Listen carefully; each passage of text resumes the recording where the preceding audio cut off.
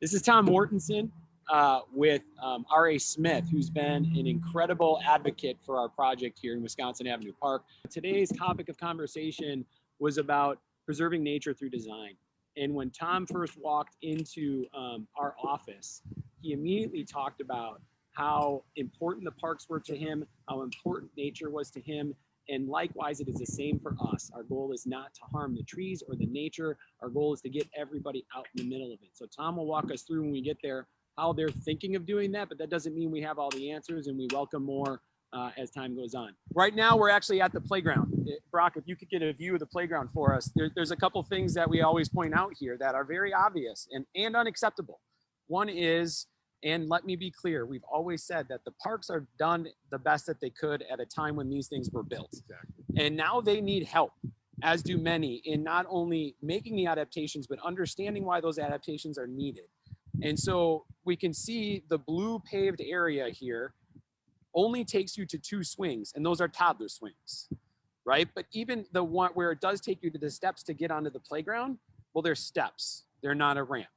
So this space is not accessible, not only from a physically disabled side, but even it doesn't have the sensory outputs and needs for people with intellectual disabilities or the quiet spaces. It's very crammed, it's very small.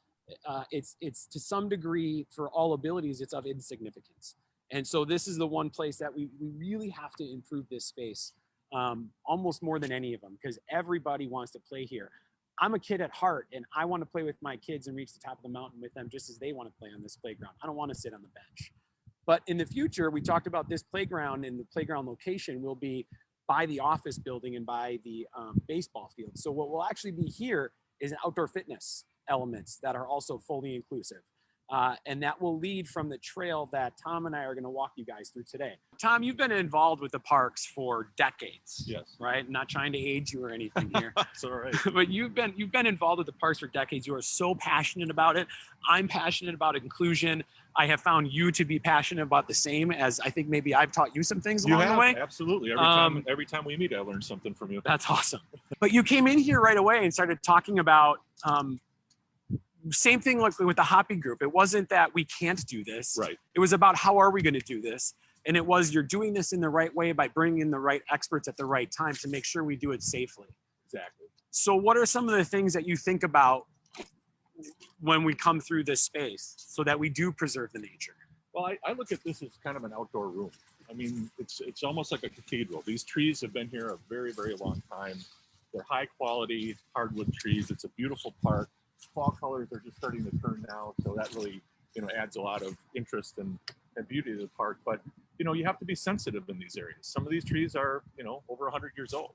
And so to protect them and retain them and integrate them into the design of the park is really important.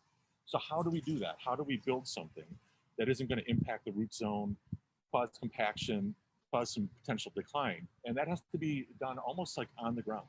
So our next step here is going to be walking this and actually pinpointing where we want to create these destinations so that we're not negatively impacting the trees, but we're also creating a really nice atmosphere and a destination for people to go, high quality, put them in the parts of the park that are really interesting, and get people throughout this entire park. And I think that's going to be, for me, another learning opportunity, something I've never done before. Yeah. I've designed a lot of paths, I've designed a lot of parks, but never anything like this. So many people have told you, Damien. I mean, I grew up in Milwaukee County parks. The ones that I went to was Algonquin and Brown Deer. They were in my neighborhood. I grew up near Brown Deer. It's one of the reasons I'm a landscape architect and a park planner. Yeah. Because the impact it had on me, having this in my backyard and access to it. Right. And understanding, wow, these hardwood trees have been here a long time. How did that happen?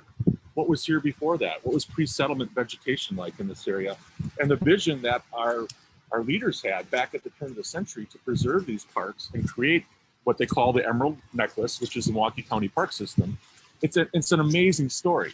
And I gave a presentation a couple years ago on the history of Milwaukee County parks. And what I learned from just doing the basic research to give that 1-hour presentation blew me away. Yeah. And this is such a valuable asset to the community. I mean, we all know what parks can do for people, but Milwaukee County parks and what we have in our backyard is really, truly special. As we close out our talk here today at our 4th walk in the park, We should have 2 more left. We've had great chats with Guy Smith, the director of the county parks, a great chat with Hoppy and with Game Time so far. And now Tom from raSmith, who is so passionate about the parks and the nature that it brings, which makes me so thankful that you weren't closed-minded, right? From minute one, you didn't say, no, I don't see how that can happen because it's going to destroy the trees. You looked for a solution, and you're looking for a solution, and you have become as engaged as I am in finding that solution. As we close, is there anything you have to add? Well, just thank you. Thank you for inviting me to the table. Like I said, the first time I met you and Kay, my colleague Dave Mortensen and I left. We got the same last name. We're not related, but we work for the same company. That's kind of confusing. Yeah.